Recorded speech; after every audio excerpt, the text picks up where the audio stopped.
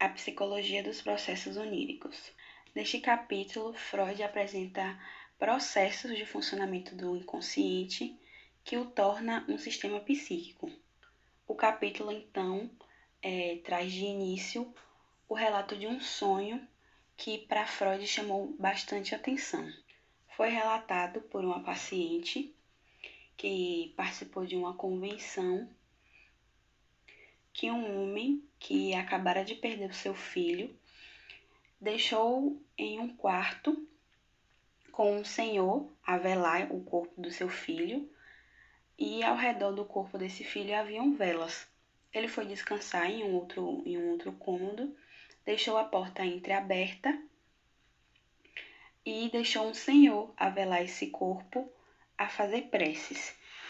E ao adormecer, ele teve um sonho em que o seu filho se aproximava do pé da cama dele, tocava em seu braço e dizia: "Pai, não vês que estou queimando?" E ao acordar, esse pai percebe que parte do corpo do seu filho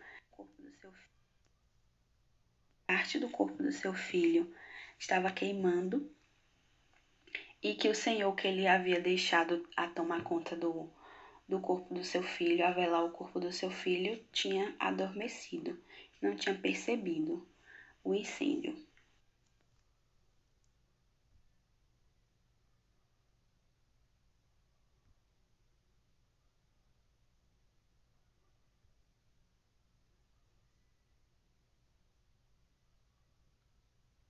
Freud então se depara com um sonho em que já há uma explicação. Afinal, esse sonho ele é dotado de sentido e com experiências psíquicas do sonhador.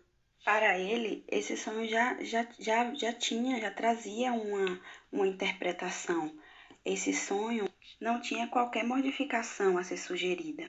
Atraído então por esse sonho, Freud passa a observar que ao longo dessa caminhada do estudo dos sonhos, ele pode ter desprezado algumas coisas que são importantes. Porque antes a interpretação dos sonhos ela estava concentrada apenas em analisar o sentido do segredo dos sonhos, o método para descobri-lo e como eram empregados o trabalho para ocultar esses sonhos. Ele percebeu então que a psicologia dos sonhos ela estava incompleta. Estava incompleta porque estava ocupando apenas o centro da descrição. Foi observando que naquele momento não tinha um conhecimento estabelecido para explicar o sonho como um processo psíquico que Freud formulou hipóteses provisórias para essa estrutura psíquica. E apresentaremos aqui o esquecimento dos sonhos e a regressão.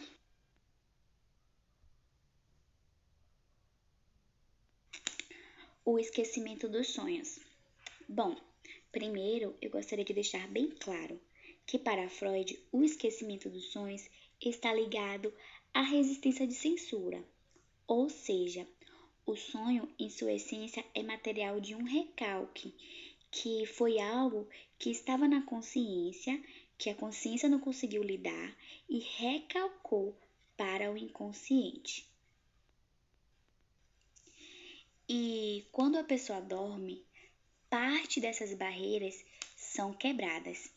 E é isso que Freud chama de pensamentos oníricos, que quando esses pensamentos tentam entrar em evidência, mesmo que seja nos sonhos, existe a resistência, mesmo que seja de forma leve.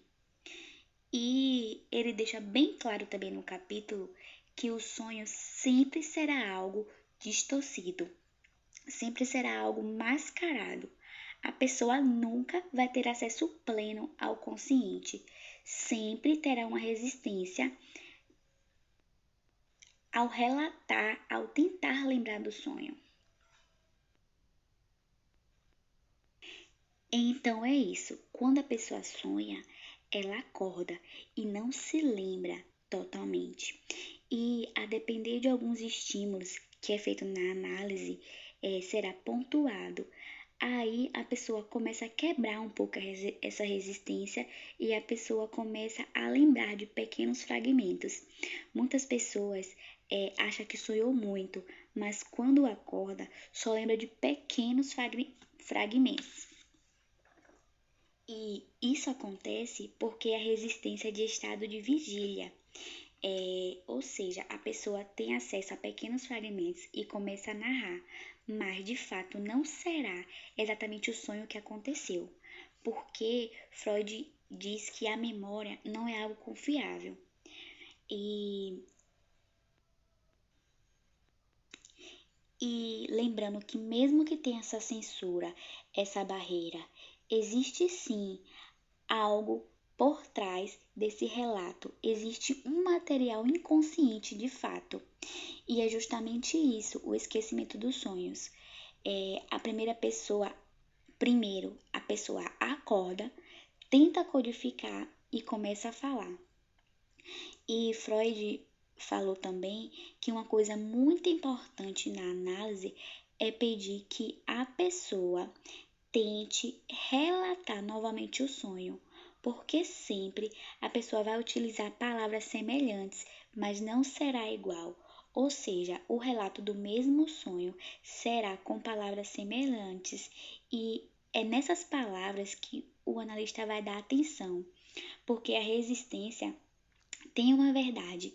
Aí nessa parte que começa a elaboração primária de interpretação, porque os sonhos é uma narrativa disforme e é preciso um olhar entre as entrelinhas, um olhar além do sonho. E que Freud diz que a autonomia dos próprios pacientes é quando ele consegue treinar, ele consegue lidar com essas resistências e consegue dar um significado para essas resistências. O esquecimento do sonho está muito ligado à censura, à resistência, à distorção.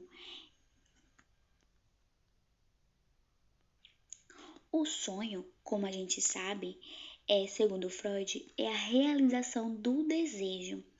É o desejo de uma estrutura totalmente inconsciente. E por ser de material inconsciente, ela vem sendo recalcada. O sonho é um recalque vindo à tona, só que ele é tão reprimido pela resistência e pela consciência, mesmo que seja em forma de sonho. E o sonho é uma forma mais acessível ao inconsciente, segundo Freud. Por isso, o desejo e o sonho, ambos estão ligados, trazendo assim a resistência em conjunto. Por isso que a resistência tenta barrar o desejo que está sendo projetado através do sonho, porque é um material inconsciente que está tentando levar para a consciência. Elaboração secundária. Acontece no pré-consciente, cumprindo com a censura, ajustando o conteúdo latente do sonho às necessidades da vida de vigília. Neste caso, o pré-consciente dá coerência ao sonho ao transformá-lo em algo compreensível, como exige nossa vida em vigília. Contudo, ao fazer isso, o sonho torna-se formalmente coerente, porém, ele é incompreensível do ponto de vista da lógica, coisa que satisfaz a censura, ocultando o desejo do inconsciente, ou seja, reprimindo. E através desse mecanismo, o trabalho do sonho apresenta ligações com outras diversas partes existentes no sonho, tentando dar coerência. Este ato se realiza no instante de despertar, por ser a ação do pensamento de vigília sobre os sonhos. Todavia, a elaboração secundária não é pertencente ao trabalho do sonho, ela pertence ao trabalho do ego frente à alucinação onírica, dando convicção à percepção na hora de acordar. Na prática, o analista vai tentar forçar um pouco nas cenas do sonho, fazendo perguntas, tentando fazer com que o paciente lembre de mais detalhes do que foi sonhado, para que ele crie cadeias de pensamentos. A remodelagem traz o conceito de reconstrução do sonho, proporcionando uma melhor qualidade de entendimento. Nesse sentido, é quando o paciente traz novamente o relato do sonho e tenta dar um novo significado, mesmo que o sonho seja disforme. E é justamente aí que existe o ponto crucial para que seja acessado o inconsciente.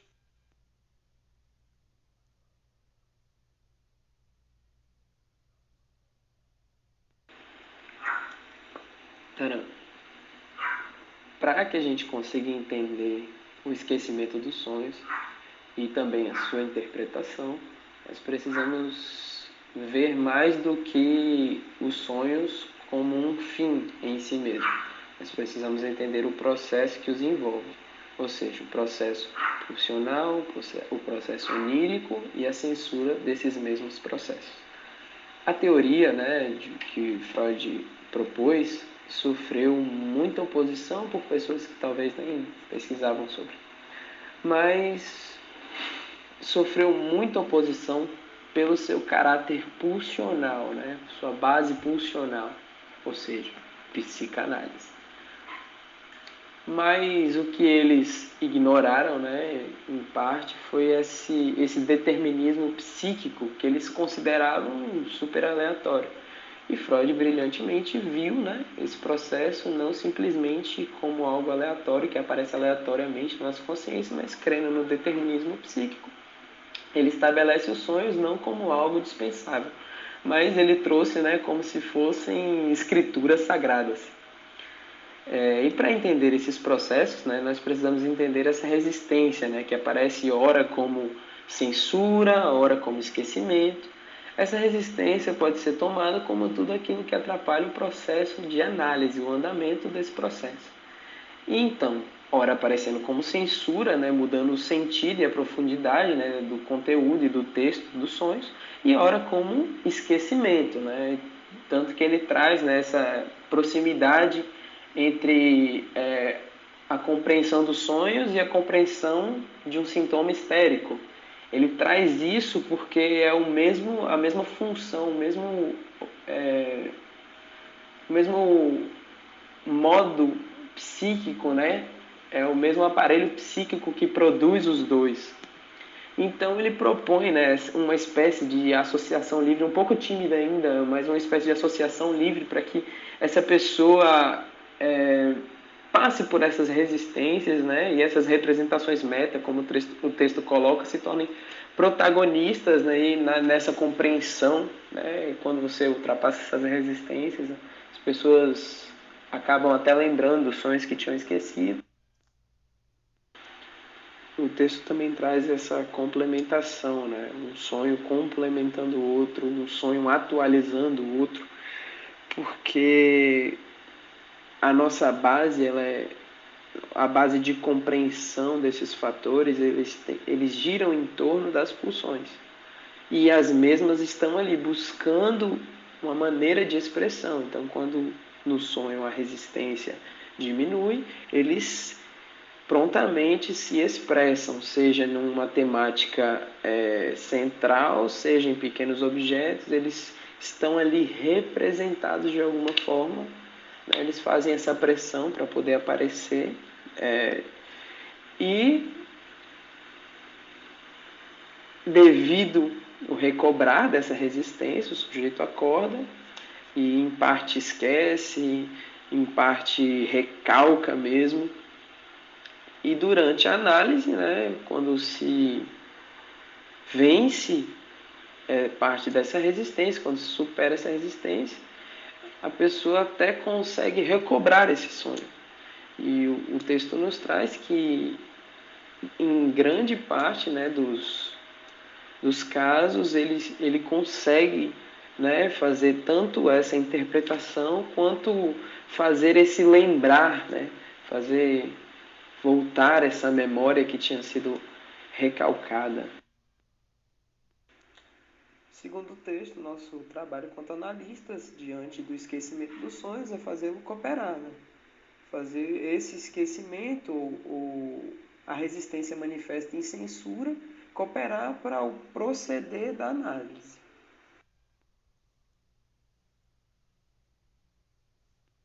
No tópico de regressão, vai explicar um pouco a respeito dos sonhos, que são desejos que buscam por realização. E aí fala um pouco sobre a condensação, que é a repressão de vários elementos através de um só, que seria o resumo, né, das ideias, que tem pontos em comum em um só, e tem o princípio do prazer e da energia livre. E o deslocamento, que é um elemento latente do sonho que é substituído e tem a ideia mais da realidade de uma energia ligada. A regressão ela é o retorno de pensamentos que foram criados durante o dia ou durante o estágio inicial do sono. A regressão ela surge do inconsciente durante o sono vigília e é uma representação transformada na imagem sensorial. Durante o dia, o pré-consciente ela fornece uma barreira para os pensamentos oníricos através da censura imposta pela resistência.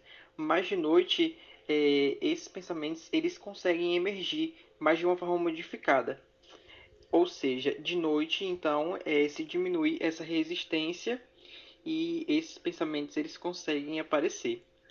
Outro critério de realização do desejo é o sintoma, que diz respeito ao conflito entre o inconsciente e o pré-consciente, que são dois sistemas opostos agindo sobre o mesmo objetivo, que é o desejo. E aí é onde surgem os comportamentos patológicos, autopunitivo, entre outros. Ou seja, então o inconsciente ele se realiza na consciência através da censura do pré-consciente em uma forma de sintoma físico. O sonho ele tem a função de manter o sono e começa quando a pessoa está prestes a acordar ou a despertar com o objetivo de afastar eventuais perturbações através da realização de um desejo. O aparelho psíquico ele tem duas extremidades e em cada uma das extremidades tem a extremidade sensorial, que é um sistema que recebe as percepções, e a outra extremidade é a motora, que abre porta para atividades motoras. Freud, na sua obra Interpretações dos Sonhos, ele mostra que a regressão teve um papel importante.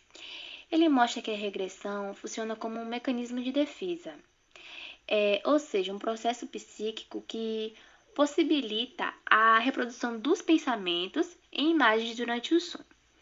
Ou seja, os sonhos são ações que impulsionam os desejos não realizados, que foram reprimidos, censurados na sua formação. E para fugir dessa censura, os desejos reprimidos surgem nos sonhos através da formação das imagens sensoriais. Ou seja, a regressão seria o caminho que promove a transformação da ideia em uma imagem sensória, porque nesse caso a excitação retorna para a sua extremidade da percepção.